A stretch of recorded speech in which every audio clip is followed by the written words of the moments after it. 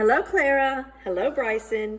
This is Jamie and McKinley reading for you Owl Moon by Jane Yolen.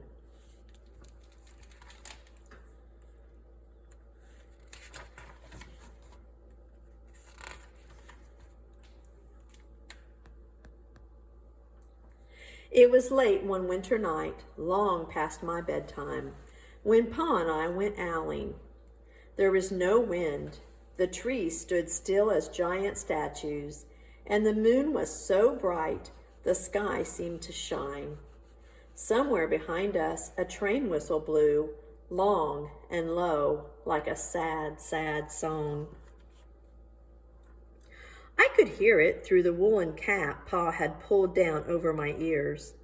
A farm dog answered the train, and then a second dog joined in.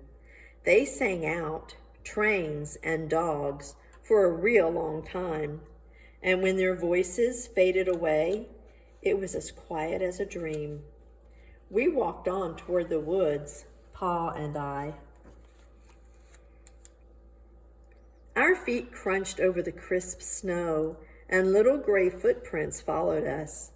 Pa made a long shadow, but mine was short and round. I had to run after him every now and then to keep up, and my short round shadow bumped after me. But I never called out.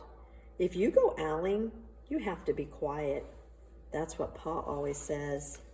I had been waiting to go owling with Pa for a long, long time. We reached the line of pine trees, black and pointy against the sky, and Pa held up his hand. I stopped right where I was and waited. He looked up, as if searching the stars, as if reading a map up there.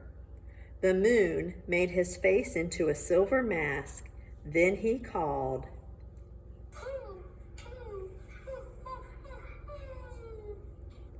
The sound of a great horned owl.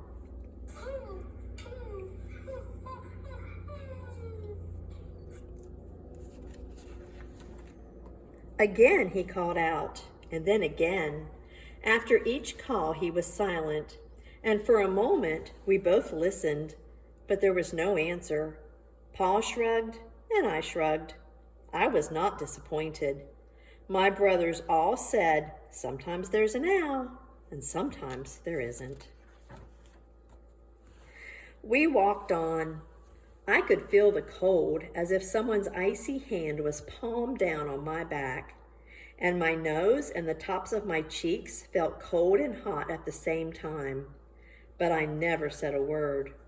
If you go owling, you have to be quiet and make your own heat. We went into the woods. The shadows were the blackest things I had ever seen. They stained the white snow. My mouth felt furry, for the scarf over it was wet and warm. I didn't ask what kinds of things hide behind black trees in the middle of the night. When you go owling, you have to be brave. Then we came to a clearing in the dark woods. The moon was high above us.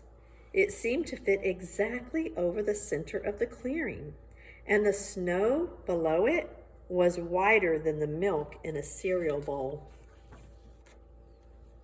I sighed, and Pa held up his hand at the sound.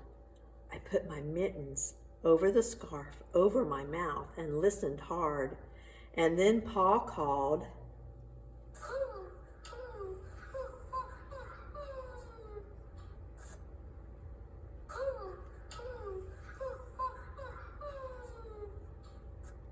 I listened and looked so hard my ears hurt and my eyes got cloudy with the cold. Pa raised his face to call out again, but before he could open his mouth, an echo came threading its way through the trees.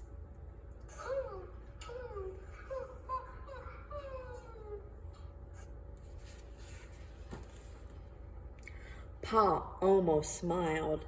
Then he called back. Just as if he and the owl or talking about supper or about the woods or the moon or the cold. I took my mitten off the scarf, off my mouth, and I almost smiled too. The owl's call came closer from higher up in the tree. On the edge of the meadow, nothing in the meadow moved. All of a sudden, an owl shadow, part of the big tree shadow, lifted off and flew right over us. We watched silently with heat in our mouths, the heat of all those words we had not spoken. The shadow hooted again. Paul turned on his big flashlight and caught the owl just as it was landing on a branch. For 1 minute, 3 minutes, maybe even 100 minutes, we stared at one another. Then the owl pumped its great wings and lifted off the branch like a shadow without sound. It flew back into the forest. "Time to go home," Pa said to me. I knew then I could talk. I could even laugh out loud. But I was a shadow as we walked home. When you go owling, you don't need words or warm or anything but hope. That's what Paul says, the kind of hope that flies on silent wings under a shining owl moon. The end. I love you.